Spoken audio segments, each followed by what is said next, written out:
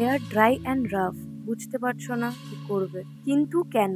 আজকের ভিডিওটাতে এই নিয়েই আলোচনা করব।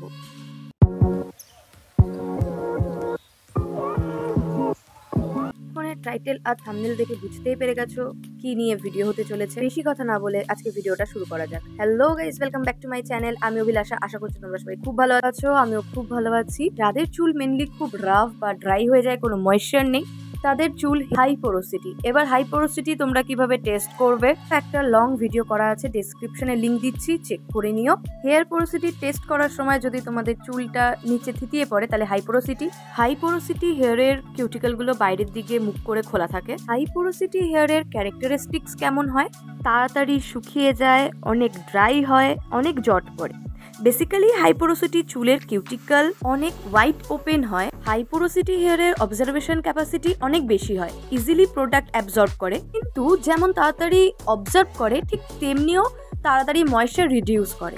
তাই জন্য তোমাদের একটা কথা মাথায় রাখতে হবে যে তোমাদের চুলে যেন ময়েশ্চার বজায় থাকে। এবার আমরা আলোচনা করব হাই পোরোসিটি হেয়ারে কি কি করা উচিত নয়। কিন্তু তার আগেও যারা আমার ইনস্টাগ্রাম আইডিটা এখনো ফলো করোনি, অবশ্যই ফলো করে দিও।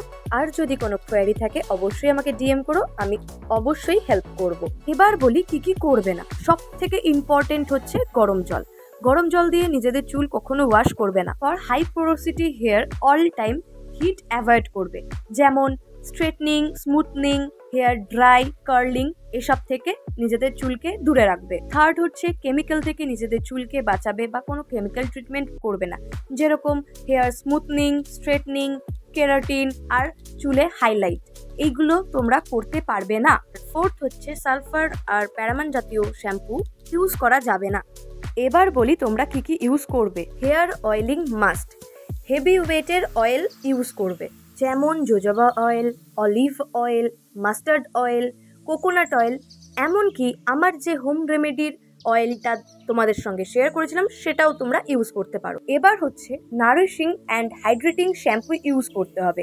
আমি তোমাদের সুবিধার্থে কয়েকটা শ্যাম্পু দিয়ে দিলাম, তোমাদের আরো সুবিধার্থে কমিউনিটিতে আমি লিংক শেয়ার করে দেবো। এবার হচ্ছে ডিপ কন্ডিশনিং। তোমরা কিন্তু কন্ডিশনার স্কিপ করতে পারবে না, বিকজ হাই পোরোসিটি হেয়ারে ময়েশ্চার থাকেই না, তাই জন্য আমাদের কন্ডিশনার ইউজ করতেই হবে। এই কয়েকটা পিকচার তোমাদের সঙ্গে শেয়ার করলাম।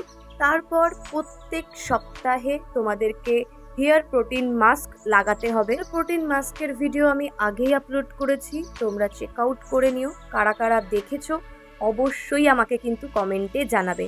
আর কারা কারা তোমরা পোরোসিটি টেস্ট করেছো সেটাও কিন্তু কমেন্টে জানাবে।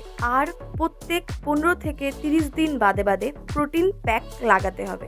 যদি প্রোটিন প্যাক ভিডিও তোমাদের লাগে অবশ্যই কমেন্টে জানিও, আমি আপলোড করে দেবো। আর তোমরা যদি সিল্কের পিলো কভার ইউজ করতে পারো তাহলে খুবই বেনিফিট পাবে। ট্রাস্ট মি গাইজ, আমি যেরম তোমাদের বললাম, যেরম গাইডেন্স তোমাদের দিলাম, তেমন যদি তোমরা ফলো করো অবশ্যই তোমরা রেজাল্ট পাবে।